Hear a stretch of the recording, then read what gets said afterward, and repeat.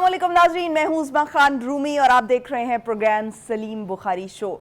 नाज़रीन, 18 जून 2023 की शाम जब सिख बिरादरी कनाडा के एक कस्बे में अपनी इबादत गाह में इबादत में मसरूफ़ थी और इबादत के लिए सिख बिरादरी इकट्ठी हुई थी तो अचानक से फायरिंग हुई पार्किंग में और एक शख्स को फायरिंग करके हलाक कर दिया गया और वो शख्स थे हरदीप सिंह, जो कि गुरुद्वारे के सदर थे।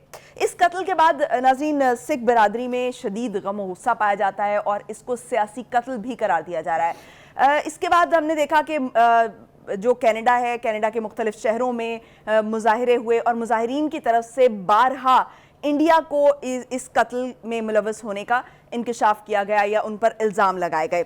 लेकिन 3 माह गुजर गए, कातिल का पता नहीं चल सका। लेकिन 3 माह गुजरने के बाद कल यानी पीर को जो कनाडा के वज़ीर आज़म है जस्टिन ट्रूडो, उनकी तरफ से हरदीप के कत्ल में इंडिया के मुलव्वस होने का शुबा जाहिर करते हुए कनाडा से इंडिया के सिफारतकार को रुखसत कर दिया गया। उनका ये कहना था कि कैनेडियन इंटेलिजेंस ने हरदीप की मौत और भारतीय हुकूमत के दरमियान ताल्लुक की निशानदही की है। हमारी सरजमीन पर गैर मुल्की हुकूमत का मुलव्वस होना हमारी खुद मुख्तारी के ख़िलाफ़ है और इस हवाले से भारत में G20 तंजीम का जो इजलास था उसमें भारतीय वज़ीर आज़म के साथ हम ये मसला उठा चुके हैं। इसके बाद जो है वो अमरीकी तर्जुमान जो है उनकी तरफ से भी रद्द-ए-अमल आया है, बरतानिया का भी रद्द-ए-अमल आया है, जबकि पाकिस्तानी वज़ीर ख़ारजा बिलावल भुट्टो ने भी इसमें रद्द-ए-अमल दिया है। सेकेंड स्टोरी नाज़रीन हमारी ये होगी कि जो इंटरसेप्ट ने एक मरतबा फिर पाकिस्तान के साथ एक वारदात की कोशिश की है और वो कोशिश ये है कि एक रिपोर्ट शाया की गई है जिसमें ये कहा गया है कि पाकिस्तान ने बैनुल-अक़वामी मालियाती फ़ंड यानी IMF से बेल आउट पैकेज हासिल करने के बदले यूक्रेन को हथियार फराहम किए हैं और इस पर रजामंदी जाहिर की गई थी पाकिस्तान की तरफ से, जबकि दफ्तर खारिजा की तरफ से इसकी सख्ती से तरदीद की गई है। तीसरी स्टोरी नाज़रीन आज हम डिस्कस करेंगे बिलावल भुट्टो ज़रदारी के बयान से मुतालिक, जो उन्होंने कहा है कि लेवल प्लेइंग फील्ड से मुतालिक शिकायत किसी से नहीं है, सिर्फ नून लीग से है। और जो पीपल्स पार्टी के रहनुमा हैं मंजूर वसान, उन्होंने भी एक अहम जो है वो दावा किया है। इन तमाम स्टोरीज़ का हम इहाता करेंगे आज। हमारे साथ मौजूद हैं सलीम बुखारी। अस्सलाम वालेकुम सलीम बुखारी साहब। जी वालेकुम अस्सलाम, कैसी हैं आप? खैरियत से हैं? ठीक हैं? आज आप आज भी खुश लग रहे हैं। हाँ नहीं, मैं खुश तो और वजह से हूँ, लेकिन आज जो कहानियाँ हमारे सामने हैं वो काफ़ी खौफनाक हैं। आपने ये नहीं कहा कि मैं तो खुश रहता हूँ। नहीं, मैं मतलब आज खुश किसी और वजह से हूँ, बाद में आपको प्रोग्राम के बता देंगे। ठीक हो गया। देखिए, गुजारिश ये है कि आपने जो ये हरदीप सिंह के कत्ल के हवाले से भारत के ऊपर जो इल्ज़ाम नहीं लगा है, देखिए जो सिविलाइज्ड मुल्क होते हैं वो कंक्रीट एविडेंस के बगैर इतना बड़ा इल्ज़ाम नहीं लगाते कि भारत जैसे बड़े मुल्क के ख़िलाफ़ ऐसे ही जस्टिन ट्रूडो साहब के उन्होंने ख्वाब देखा और उसमें इल्ज़ाम लगा दिया। उस बयान देने से पहले, और बयान भी उन्होंने पार्लियामेंट में खड़े होकर दिया, on the floor of the house. वो उससे पहले बहुत लंबी चौड़ी तहकीकात की गई होंगी और एविडेंस अवेलेबल होगी उनको कि भारत इसमें मुलव्वस है। क्योंकि जब किसी डिप्लोमेट को निकाले जाने की बात होती है तो ये भी बहुत एक्सट्रीम इकदाम शुमार होता है डिप्लोमेटिक ताल्लुकात के हवाले से, और वो कुछ सॉलिड ग्राउंड्स पर ये डिसीजन लिया जाता है। और दूसरी बात यह है कि जो एक और हैरान कुन बात है वो ये कि जिस डिप्लोमेट को निकाला है उसका ताल्लुक राह से है। तो इसका मतलब ये है कि अब परपुर्जे निकाल के हिंदुस्तान जो है वो दुनिया की जो बड़ी कुव्वतें हैं या बड़े ममालिक हैं वहाँ भी तकरीबकारी कर रहा है। भारत इसके लिए बहुत अच्छी तरह से जाना जाता है। मैं आपको मिसालें दे सकता हूँ, पाकिस्तान की तो खैर बेपनाह ऐसी मिसालें, उसका तज़किरा भी हम करेंगे, तो इसका शिकार रहा है। श्रीलंका, उसमें उन्होंने तमिल एलाम का जब इशू चल रहा था बेपनाह दहशतगर्दी की, वहाँ बांग्लादेश, हत्ता कि वहाँ भी एक दफ़ा आपको पता है बॉर्डर के हवाले से कितनी सूरत हाल संगीन हो गई थी। उसके बाद मालदीव और बहुत सारे जो ख़ास तौर से सार्क के ममालिक हैं उनमें जो कुछ करता रहा है भारत वो सबके सामने है। पाकिस्तान के हवाले से तो मैं आपको इतनी लंबी तफसील दे सकता हूँ कि आप हैरान रह जाएंगी। देखिए, एक तो ये कि जब स्पिन बुल्दक के इलाके में जहाँ पर CIA, NDS जो अफ़गानिस्तान की इंटेलिजेंस एजेंसी और रॉ ये मिल के लोगों को ट्रेन करते थे और वो तकरीबकारी के लिए बलूचिस्तान के ज़रिए पाकिस्तान भेजे जाते थे। मुझे कोई इसके अंदर झिझक नहीं है ये इल्ज़ाम आयद करते हुए। उसके अलावा पाकिस्तान में सेक्टेरियन किलिंग हो, रिलीजियस राइट्स हों या जो कत्ल गारत है रिलीजियस लीडर्स की, उन सब के पीछे हिंदुस्तान का हाथ है। अभी 4-5 दिन पहले की बात है, जो एक आलिम दीन का कत्ल हुआ है कराची में, उसके ऊपर हुकूमत का बाकायदा स्टेटेड पोजीशन है कि इसमें हिंदुस्तान की रॉ इन्वॉल्व है। تو جو ہندوستان ہے وہ اس کے لیے جانا جاتا ہے، وہ کوئی یہ الزام اچانک نہیں لگا ہے یا ہوا میں نہیں ہے، بات بہت کنکریٹ ہے۔ دوسرا میں ریکال کرنا چاہتا ہوں، میں اس کے اوپر آتا ہوں، ایشو پر تو بھی تو ہم گئے ہی نہیں ہیں۔ یہ مودی صاحب جو ہیں ہی از اے نون ٹیررسٹ۔ آپ کو یاد ہے کہ امریکہ میں 10 سال تک ان کا داخلہ بند تھا۔ He was denied visa because he was treated as BJP leader and RSS leader اور he was treated as a terrorist۔ دوسرا ایک ذرا گجرات چلتے ہیں تھوڑا سا، اگر آپ اقلیتوں کے حوالے سے دیکھ لیں کہ ہندوستان میں کیا ہو رہا ہے، تو گجرات ایکسپریس کے حوالے سے جو ٹرین پر جو حملہ ہوا تھا ایکسٹریمسٹ ہندوؤں نے کیا تھا، اس کے حوالے سے مودی صاحب بچر آف گجرات کے نام سے جانے جاتے ہیں۔ یہ سب کچھ ہمارے سامنے ہے، لہٰذا یہ تصور کر لینا یا یہ یقین کر لینا کہ ہندوستان کسی ایسی حرکت میں ملوث ہو سکتا ہے، یہ قرینِ قیاس ہے، یہ کوئی انہونی بات نہیں ہے، وہ عادی ہے۔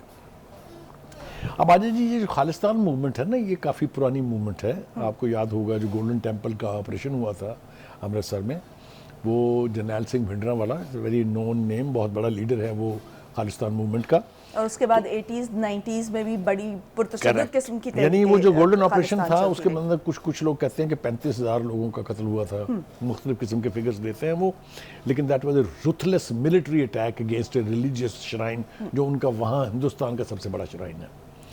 تو یہ جو اس وقت تحریک چل رہی ہے خالصتان کی، آپ کو یاد ہے کہ حال ہی میں ریفرینڈم ہوا تھا ایک، جو کینیڈا میں ہوا تھا، اور اس ریفرینڈم میں بڑی تعداد میں لوگوں نے شرکت کی تھی، پوری دنیا سے لوگ آئے تھے اس میں، اور اس ریفرینڈم میں علیحدگی کا اعلان کیا گیا تھا۔ تو ہندوستان کو گرج تو ہے سکھوں سے، تو اس لیے سمجھ میں آتی ہے کہ یہ حرکت جو ہے یہ ہو سکتی ہے، ہندوستان اس کا مرتکب ہو سکتا ہے۔ اس وقت یورپ کے اندر اور امریکہ کے اندر جو بڑے ممالک ہیں اس کے اندر سکھوں کی ایک بہت بڑی تعداد ہے۔ آپ کو یاد ہوگا ریفرینڈم کا میں نے آپ کو حوالہ دے دیا ہے، جو مظاہرے ہوئے تھے ہردیپ سنگھ کے قتل کے بعد برطانیہ میں، امریکہ میں، وہاں بھی بے پناہ لوگوں نے شرکت کی تھی اس میں۔ تو یہ ایک ایسا گلے کا توق بن گیا اب ہندوستان کے کہ یہ اتنی جلدی تو اس کے گلے سے نہیں اترتا۔ دوسری بات یہ ہے کہ میں ایک اور حوالہ دے دوں، سی پیک بھی بڑی دکھتی رہ گئے بھارت کی، اور ایک اجیت دوبل تھے ان کے جو نیشنل سیکورٹی کے ایڈوائزر تھے، ان کی سرگردگی میں ایک سیل بنا ہوا ہے ڈسٹروائے سی پیک، $1 بلین اینولی اس کی فنڈنگ ہے جو حکومت کرتی ہے۔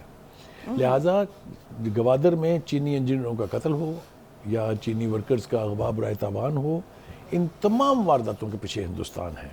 اس لیے میں یہ تسلیم کرنے کے لیے تیار ہوں، بلکہ میرا ماننا ہے یہ کہ ہندوستان نے یقینی طور پر ہردیپ سنگھ کے قتل میں، وہ ملوث تو تب کہتے ہیں نا کہ اگر کسی اور نے کیا وہ آپ ساتھ مل گئے ہوں، میرے خیال سے India is responsible for the murder of Hardeep Singh.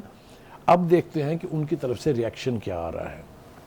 جو ان کے بہت بڑے لیڈر ہیں، یعنی جو موومنٹ ہے خالصتان کی، گرپتونت سنگھ پنو، انہوں نے تو بہت خوفناک بیان دیا۔ انہوں نے کہا ہے کہ اب ہمارا صبر کا پیمانہ لبریز ہو گیا ہے، ہم ہندوستان کے ٹکڑے کر دیں گے۔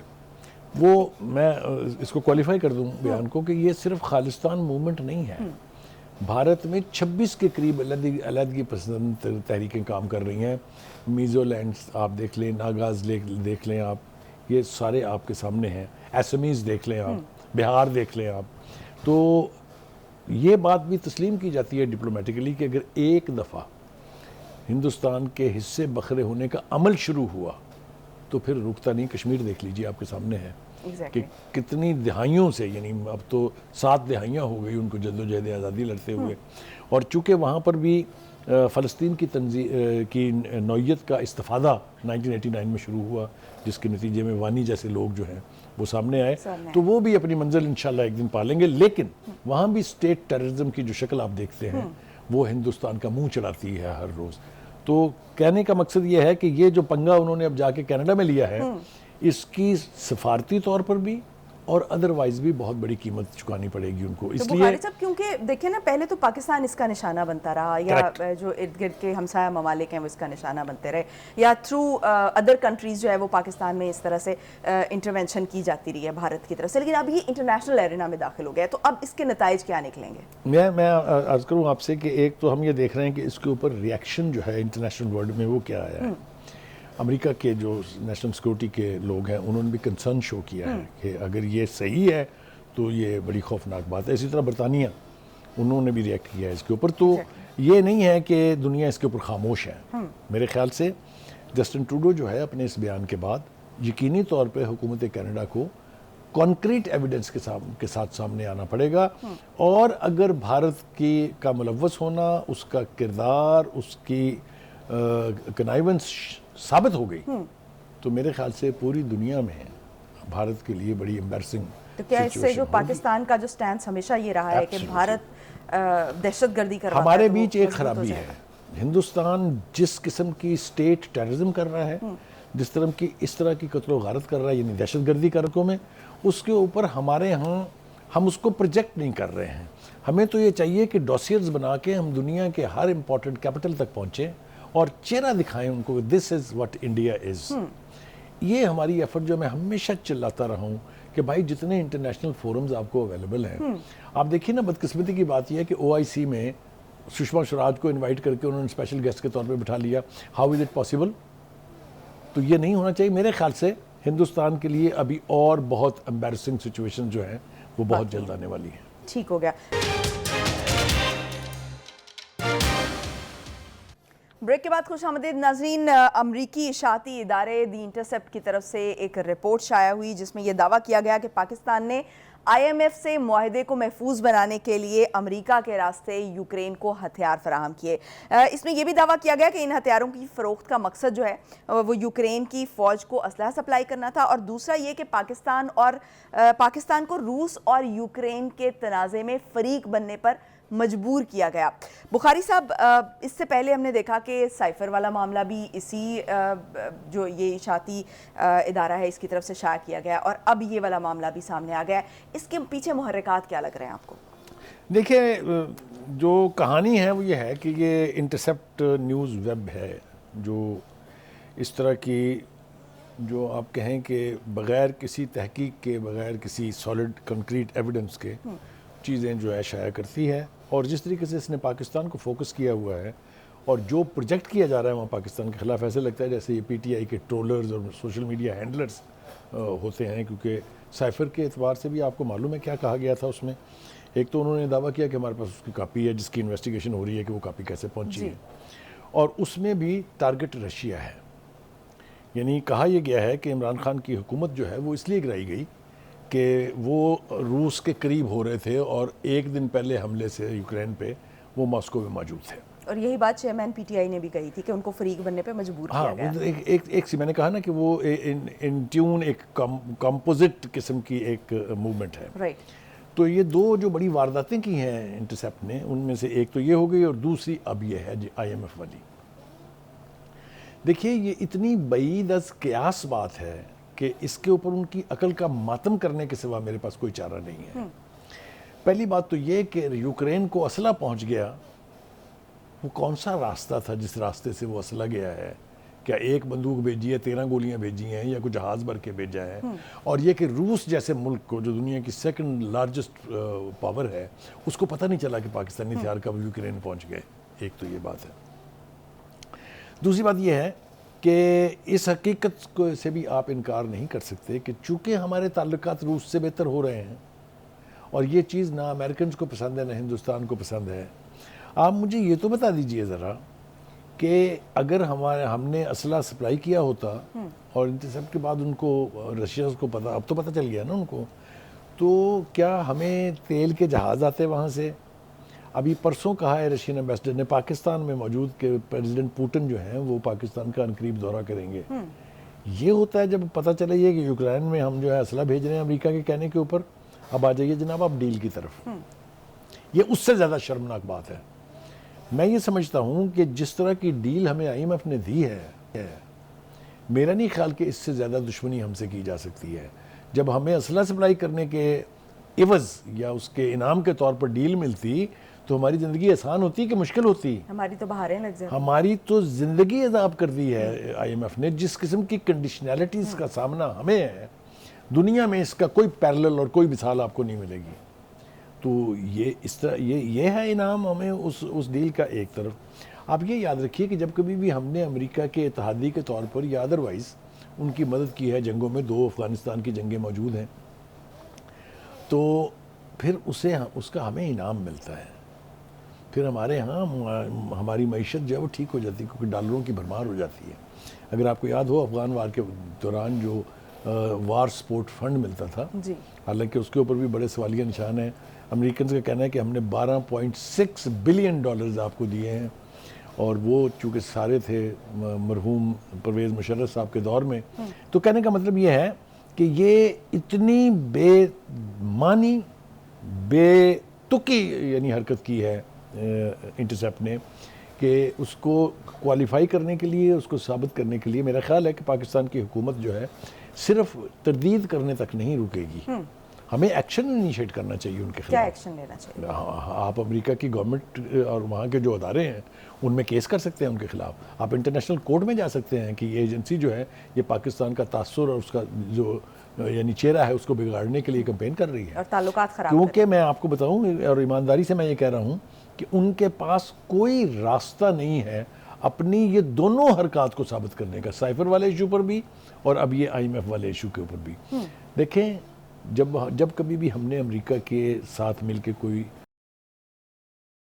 کسی جنگ کا حصہ بنے ہیں, جیسا میں نے پہلے کہا, معیشت ہماری بہتر ہوتی ہے. اور خاص طور سے 1960s کی دہائی میں لے جاؤں اگر آپ کو, جب ہم سیٹو اور سینٹو کے ممبر تھے, تو آپ کو پتا پاکستان میں میسو انڈسٹریلائزیشن ہوئی تھی, انڈسٹریل گروتھ بہت زیادہ ہوئی تھی. ٹیکسلا ہیویلک کمپلیکس سے لے کے پتہ نہیں کیا کیا جو ہے اس میں لگا تھا, اور پھر وہ پاکستان اسٹیل مل لگی تھی وغیرہ وغیرہ. تو یہ بات میرا خیال یہ ہے کہ پاکستان حکومت کو اس کے خلاف ایکشن انیشیٹ کرنا چاہیے, پروٹیسٹ کرنا چاہیے امریکن ایمبیسڈر سے. آزادی رائے اپنی جگہ ہے, لیکن without any concrete proof and without any documentary proof آپ اس طرح کی خوفناک ایلیگیشنز نہیں لگا سکتے. تو یہ میں سمجھتا ہوں کہ خدمت کی جا رہی ہے PTI کی, وچ از آل رائٹ. سوشل میڈیا ویسے بھی تو لگا ہوا ہے نا, تو کیا تو وہ جو کہا تھا کہ ایک لابی جو ہے وہ وہاں پہ ہائر کی گئی, فرم ہائر کی گئی ہے, یہ اسی کے نتیجے ہیں. جو کانگریس مین کے اسٹیٹمنٹس آ جاتے ہیں, یہ دنیا جہان میں ڈپلومیٹک ورلڈ میں سب پتہ ہے یہ بیان کیسے جاری کیے جاتے ہیں, کیسے حاصل کیے جاتے ہیں. It's money and gifts. تو یہ جب تک ہم اس کو چیلنج نہیں کریں گے, تب تک نہ صرف یہ سلسلہ رکے گا نہیں, بلکہ ہمیں پتہ نہیں لگے گا کہ اس کے پیچھے محرکات کون ہیں.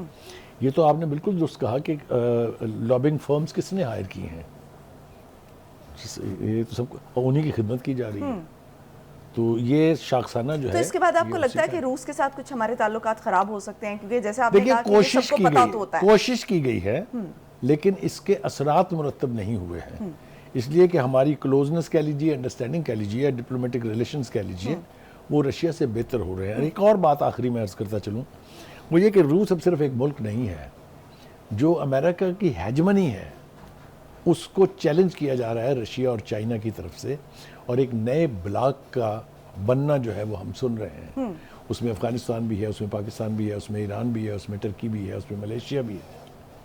اور وہ ہیجمنی جو ان کی ڈالر کی ہے, جو پیٹرو ڈالر کے طور پر ہے, اس کو بھی ختم کرنے کے لیے سعودی عرب کے ساتھ معاملہ جات چل رہے ہیں. تو یہ اس کے ڈر سے بھی ہو سکتا ہے کہ اس طرح کی افواہیں پھیلائیں, اس طرح کے تعلقات میں خرابی کی وجہ پیدا کریں.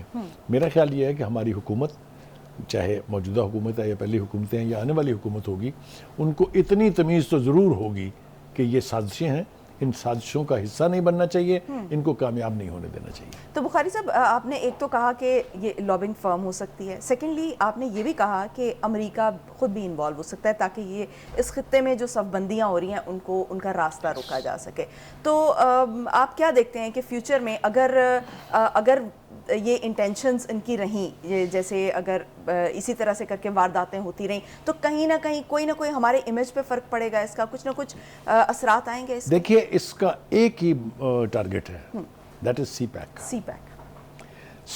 اس کا مسئلہ امریکہ کا بھی ہے, برطانیہ کا بھی ہے, بھارت کا بھی ہے, اسرائیل کا بھی ہے, سب کا ہے. ہمیں اس کو بچانا ہے, اس لیے کہ وہ ہمارے لیے اکنامک ٹرن اراؤنڈ ہے, وہ ہمارے لیے وسل بلوور ہے, وہ ہماری ترقی کا راز ہے, وہ ہمارے لیے گولڈ مائن ہے. کوئی دو رائے اس کے بارے میں نہیں ہے. تو یہ امریکہ کی سازش ہو سکتی ہے کہ ہمیں تو نقصان پہنچے گا ہی, لیکن اس کے ساتھ میسو انویسٹمنٹ جو چائنا نے کی ہوئی ہے وہ بھی ایٹ سٹیک جائے گی. اور دوسرا یہ کہ یہ امریکہ کی طرف سے کوشش ہو رہی ہے, بھارت کی طرف سے کوشش ہو رہی ہے کہ اس کو آگے مزید پھیلنے سے روکا جائے, سی پیک کو یہیں تک محدود کر دیا جائے, کیونکہ یہ تو کوئی اینڈ ہی نہیں ہے نا. جب دنیا کو بینیفٹ, اکنامک بینیفٹ نظر آئے گا اس میں, تو وہ حصہ بنیں گے. کچھ ممالک کی تو باقاعدہ درخواستیں ہیں, ایران کا نام لیا جا سکتا ہے کہ ہمیں آپ اس کا حصہ بنائیں اور ہماری چاہ بہار جو پورٹ ہے اس کو آپ سپلیمنٹری پورٹ ڈکلیئر کر دیں اس کی. تو اس لیے یہ تکلیف بھی اس سے بہت زیادہ معاشی فائدہ بھی تو اٹھایا جا سکتا ہے نا. پاکستان اس سے معاشی فائدہ اٹھا سکتا ہے اور اپنے جو معاشی کنڈیشنز ہیں اس سے باہر آ سکتا ہے. تو بخاری صاحب, آپ کیا دیکھتے ہیں کہ جو سی پیک ہے جس طرح سے اس کو افیکٹ کرنے کی کوشش کی جا رہی ہے, کیا یہ سرے چڑھ پائے گا؟ دیکھیے, گزارش یہ ہے کہ ایک رجیم ایسی ہے جو پی ٹی آئی کی رجیم تھی جس نے اس کے اوپر کام کو روکا تھا, جس نے, میں بہت محتاط الفاظ استعمال کر رہا ہوں, جس نے اس پورے پروجیکٹ کو سبوٹیج کرنے کی کوشش کی تھی.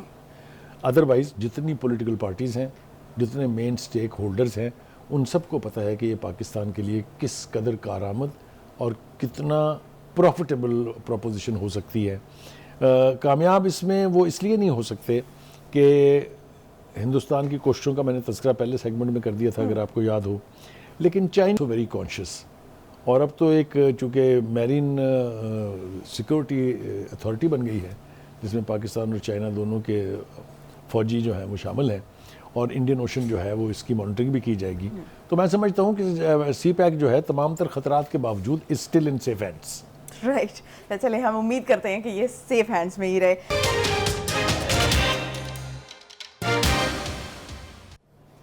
بریک کے بعد خوش آمدید ناظرین. بلاول بھٹو صاحب کا ایک مرتبہ پھر جو ہے وہ شد و مد کے ساتھ سیاسی بیانات آپ کو پتہ ہے کہ وہ دے رہے ہیں, اور اس وقت ان کا یہ مطالبہ ہے, اور نواز شریف کے آنے پر ان کا رد عمل بھی سامنے آیا ہے کہ پیپلز پارٹی ویلکم کرے گی, ہم بھی اپنے کیسز جو ہیں وہ فیس کرنے کو تیار ہیں, نواز شریف کو واپس آنا چاہیے.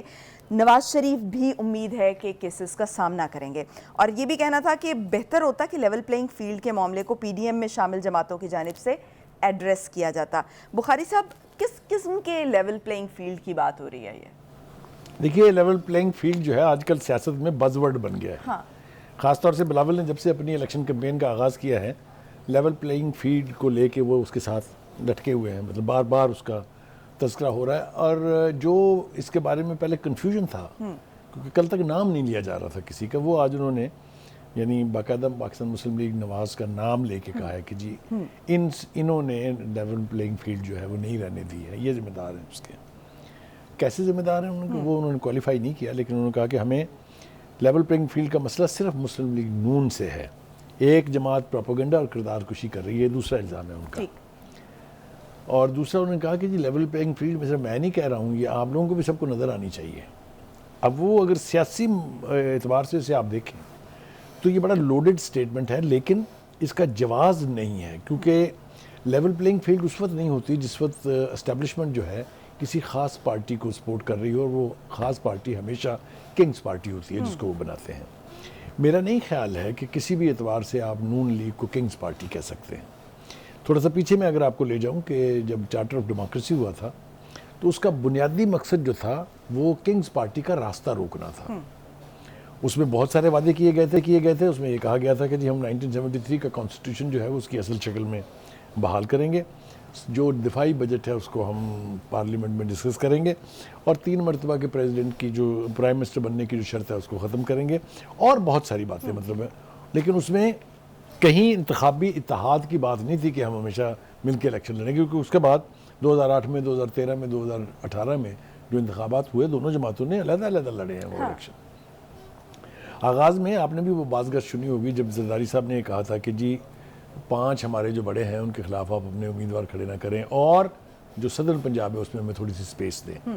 وہ صورتحال اب نہیں رہی ہے, اس لیے کہ اس کے جواب میں میری اطلاعات یہ ہیں کہ مسلم لیگ نون نے کہا تھا کہ جی پھر آپ ہمیں تھوڑی سی سپیس سندھ میں دیں, اچھا, جس کے لیے وہ کسی صورت آمادہ نہیں ہے. اور ایک مزے کی بات میں آپ کو بتاتا چلوں کہ لیول پلینگ فیلڈ کا ذکر تو بلاول کر رہے ہیں, لیکن آج فاروق ستار صاحب نے بھی یہی ذکر کیا ہے. انہوں نے بھی کہا ہے کہ سندھ میں لیول پلینگ فیلڈ نہیں ہے, کیونکہ گزشتہ 18 سال سے جو حکومت براجمان ہے اس نے لیول پلینگ فیلڈ رہنے ہی نہیں دی ہے, اس کی گنجائش یعنی یہاں پہ پنجاب میں جو الزام جو ہے وہ نون لیگ پہ بلاول لگا رہے ہیں, وہاں پر وہ ایم کیو ایم لگا رہے ہیں. وہی انہوں نے لگا کے, تو ایک طرح سے میں یہ تو نہیں کہوں گا کہ بیلنس ہو گیا, لیکن یہ اب بز ورڈ بن گیا ہے، لیول پلینگ فیلڈ، یہ ترانے گائے جا رہے ہیں۔ دوسری بات یہ ہے کہ بلاول صاحب جو ہے ساتھ ساتھ یہ مطالبہ کر رہے ہیں، دہرا رہے ہیں بار بار اس کو کہ الیکشن کمیشن کو چاہیے کہ وہ شیڈول اناؤنس کر دیں۔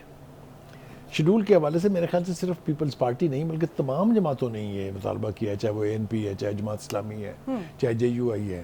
JUI تو خیر الیکشن کے ارلی حق میں نہیں ہے، لیکن باقی تمام جماعتوں نے یہ مطالبہ کیا ہوا ہے۔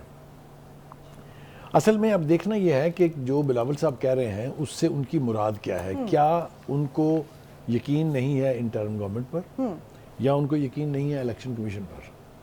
کس پر ہیں ان کے شکوک کہ جو وہ سمجھتے ہیں کہ لیول پلینگ فیلڈ نہیں ہے؟ یعنی کسی پر تو ان کو کوئی شک ہاں ہے۔ نہیں، آپ کو کرنا کچھ کرنا، میں نے ساتھ ایک نام پہلے لے دیا تھا، ملٹری اسٹیبلشمنٹ، اس کا بھی دیکھیں۔ ہمارا جو سیاسی منظرنامہ ہے نا اس وقت دھندلایا ہوا ہے، بہت ساری چیزیں ایک ساتھ ہو رہی ہیں۔ مثال کے طور پہ 4 سال کے بعد نواز شریف کی واپسی کی بات ہو رہی ہے، 4 سال کے بعد اچانک آپ نے دیکھا ہے کہ مسلم لیگ مقامی طور پر بھی تھوڑی سی ری ایکٹیویٹ ہو گئی ہے، بہت ساری تنظیمی اجلاس ہوئے ہیں ان کے، بہت ساری ذمہ داریاں لگائی جا رہی ہیں، نواز شریف کے استقبال کو بہت بڑا بنانے کے لیے اس کے لیے ایفرٹس ہو رہی ہیں، تحصیل لیول پر بھی ہو رہی ہیں، یونین لیول پر بھی ہو رہی ہیں۔ تو منظرنامہ جو ہے یہ اب آہستہ آہستہ یہ دھند جو ہے یہ چھٹے گی اور واضح ہو جائے گا کہ کیا ہونے جا رہا ہے۔ لیکن جیسا میں نے کہا کہ بہت سی ڈیولپمنٹ ساتھ ساتھ ہو رہی ہیں۔ PTI اس کی فیٹ نے طے ہونا ہے ویدر ان کو الیکشن لڑنے کی اجازت دی جائے گی یا نہیں۔ اگر اجازت ملتی ہے تو کون لڑے گا الیکشن PTI میں؟ ایگزیکٹلی۔ اور منظور وسان صاحب نے بڑا ایک دعویٰ کیا، انہوں نے کہا کہ پیپلز پارٹی کا PTI سے انتخابی اتحاد ہو سکتا ہے۔ میرے خیال سے یہ سب سے زیادہ ڈینجرس بات ہے۔ وہ پہلے خواب دیکھتے تھے اور آج انہوں نے خاص طور سے کہا کہ میں نے خواب نہیں دیکھا۔ اس کا مطلب یہ کہ میں یہ بات کھلی آنکھوں سے کر رہا ہوں، اور یہ بات ہم نے اپنے ایک پروگرام میں چند ہفتے پہلے بڑے وثوق سے اور بڑے زوردار طریقے سے کی تھی کہ پیپلز پارٹی کی اگر کچھ نہ بن پائی پنجاب میں تو وہ PTI سے اتحاد کر لے گی۔ اس بات کو اس وقت شاید پذیرائی نہیں ملی تھی، لیکن اب یہ جو وسان صاحب کی زبان سے آپ سن رہے ہیں تو اس سے یہ امکان ہو سکتا ہے۔ ٹھیک، تو بخاری صاحب یہاں پہ تھوڑا سا کلیئر کرتے جائیں نا کہ PTI وداؤٹ خان صاحب اور جو ابھی مختلف پارٹیز میں کنورٹ ہو چکی ہے، اب جو PTI بقیہ رہ چکی ہے، آپ ریمیننگ پارٹس کہہ لیں، تو اس کا پیپلز پارٹی کے ساتھ اتحاد کیسے کارگر ثابت ہو سکتا ہے، کیسے ایک مؤثر ثابت ہو سکتا ہے؟ دیکھیے اس کے مؤثر ثابت ہونے کی تو وجوہات شاید ابھی وسان صاحب کے پاس بھی نہیں ہے، لیکن یہ ایک تھریٹ ضرور ہے۔ دیکھیے پنجاب میں PTI کا اور خان صاحب کا ووٹر موجود ہے، اگر ان کے پاس اپنے کنٹیسٹنٹ نہیں ہوں گے، جو کہ اب یقیناً اتنے نہیں ہوں گے کہ پورے پاکستان میں کھڑے کر سکیں، تو وہ سپیس کسی کو تو دیں گے نا، وہ ووٹر کسی کو تو ووٹ دے گا نا۔ تو کیا پیپلز پارٹی پر وہ بھروسہ کریں گے جو PTI کا سپورٹر ہے؟ اگر اتحاد ہو جاتا ہے تو وہ کیوں نہیں دیں گے ووٹ؟ تو اتحاد کریں گے سب سے پہلے؟ بجائے بھائی وسان صاحب کہہ رہے ہیں، میں تھوڑی کہہ رہا ہوں گے، نہیں آپ نے بھی تو دعویٰ کیا تھا نا۔ کریکٹ، میں نے کہا نا کہ اگر پیپلز پارٹی کی کچھ نہیں بن پائے گی تو وہ یہاں تک بھی جائیں گے، پنجاب میں اپنے آپ کو ایبسولوٹلی اپنے آپ کو ریسلیکٹ کرنے کے لیے۔ نہ ہی زرداری صاحب مان رہے ہیں اور نہ ہی بلاول صاحب مان رہے ہیں، اور میرے خیال سے ان کو ماننا بھی نہیں چاہیے۔ ان کا خیال یہ ہے کہ ہم پنجاب میں ہم نے ریسلیکٹ کیا ہے، ہماری جو پذیرائی ہے اس میں اضافہ ہوا ہے، اور ساتھ ساتھ وہ یہ بھی الزام لگاتے ہیں کہ ماضی میں ہمیں سازش کے تحت پنجاب سے مائنس کیا گیا تھا، اور انہوں نے یہ الزام بھی نون لیگ کے ساتھ جو ہے وہ لگا دیا تھا۔ اب دیکھنا یہ ہے کہ یہ دو بڑی پارٹیاں جو ابھی حال ہی میں حکومت کے اتحادی تھے ایک دوسرے کے، وہ کس حد تک متحارب گروپوں میں کنورٹ ہو کے اور ایک دوسرے کو کتنا نقصان پہنچا سکتے ہیں۔ I think that remains to be seen، اور اس کے لیے دونوں کی الیکشن کمپین کیا رنگ لائے گی اس سے طے ہوگا کہ پنجاب کس کا ہے، پنجاب کیا طے کرنے جا رہا ہے، پنجاب کیا طے کرنے جا رہا ہے۔ ٹھیک ہے، تو ان کی جو سیاسی بیان بازی ہے، اب کیا آپ کو نہیں یہ اور لگتا زور کہ پکڑے گی؟ لوگ جو ہے وہ تھوڑے سے اویئر ہو چکے ہیں کہ یہ سیاسی بیان بازی ہے، نعرے بازی ہے، کیونکہ ابھی تو اتحاد ان کا، ابھی تو اتحادی حکومت میں رہ چکے ہیں اور اب اس قسم کی بیان بازی کر رہے ہیں۔ ہمارے ملک میں جو سب سے بڑی خرابی کہہ لیجیے یا خوبی، تو خیر میں اس کو کسی صورت نہیں کہہ سکتا، وہ یہ ہے کہ ہمارے عوام جو ہے نا وہ نعروں کے پیچھے بہت بھاگتے ہیں۔ آپ اس کو نعرے کہہ سکتے ہیں، آپ اس کو بیانیہ کہہ سکتے ہیں، جو مرضی آپ کہہ دیں۔ مثال کے طور پر اب نواز شریف صاحب نے بھی بیانیہ بنانا شروع کیا ہے۔ آپ نے دیکھا انہوں نے کیا کہا ہے کہ اگر ہم اپنا پولیٹیکل ہائی رسک نہ لیتے تو پٹرول 1000 روپے لیٹر ہوتا ہے، یہ بیانیہ ہے۔ یہ ریالٹی نہیں ہے، یہ بیانیہ ہے. تو یہ بیانیوں کی جنگ ہوگی. اور جیسا میں نے کہا کہ ہمارے ہاں چونکہ 80% پاپولیشن لیوز ان ولیجز، اور وہ نعروں کے بھوکے ہوتے ہیں، نعروں پہ یقین کر لیتے ہیں. معصوم لوگ، اسی لیے انہیں کہا جاتا ہے معصوم ووٹر کہتے ہیں نا ان کو.